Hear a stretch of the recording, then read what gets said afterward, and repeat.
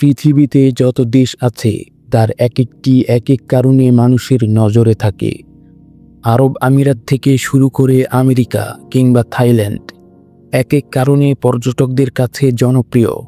সারা বছরই এসব দেশে পর্যটকরা আসেন, দেশগুলোর অর্থনীতিতে যা অনেক বড় অবদান রাখে।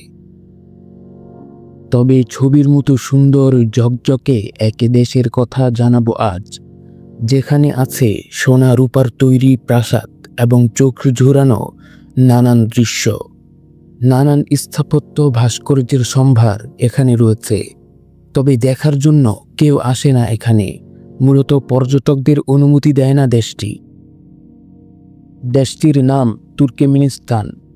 মধ্য এশিয়ার একটি দেশ এটি, যা ক্যাস্পিয়ান সাগরের পূর্বে অবস্থিত। দেশটি বিশাল মরুভূমি এবং প্রাকৃতিক গ্যাসের বিশাল মজুদের জন্য পরিচিত।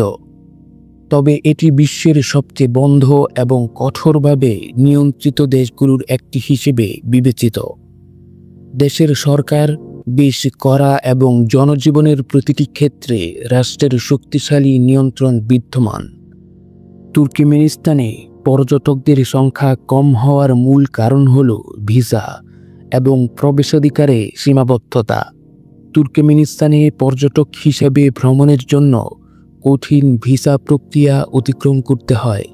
অধিকাংশ পর্যটককে নির্দিষ্ট গাইডের সঙ্গে চলতে হয় এবং বিনা অনুমতিতে স্বাধীনভাবে চলাচলের অনুমতি নেই। কয়েক বছর আগেই গিনেস ওয়ার্ল্ড রেকর্ডে নাম ওঠে তুর্কমেনিস্তানের রাজধানীর। সেখানকার অধিকাংশ বাড়ি সাদা মার্বেল পাথরে তৈরি হওয়ায় এই তকমা পেয়েছে আশগাবাত। বিশ্বের সেরা সাজানো গোছানো শহর হিসেবেও খ্যাতি রয়েছে এর। সৌন্দর্যের জন্য আশগাবাতে রয়েছে ঝর্ণার সবচেয়ে বড় কমপ্লেক্স। এছাড়া দুনিয়ার সবচেয়ে লম্বা পতাকা দণ্ড রয়েছে এই শহরে। তারপরও খুব কম পর্যটকই এই দেশটিতে বেড়াতে আসেন। এর পিছনে রয়েছে অদ্ভুত কিছু আইন। গত বছরের মার্চে তুর্কমেনিস্তানের প্রেসিডেন্ট হিসেবে শপথ নেন সেরদার বেরদিমুহাম্মদ।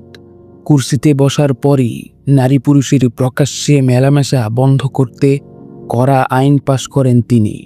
এরপর থেকেই প্রকাশ্যে কোনো মহিলার হাত ধরে ঘোরা নিষিদ্ধ হয়েছে মধ্য এশিয়ার এই দেশে। তবে দেশের নাগরিকদের নানান সুযোগ সুবিধা রয়েছে। বিনামূল্যে পানি, বিদ্যুৎ এবং গ্যাস ব্যবহার করে থাকেন তারা। তবে কালো গাড়ি রাখতে পারবেন না কেউ। এছাড়া আরও বেশ কিছু নিয়মকানুনের মধ্যে তাদের থাকতে হয়।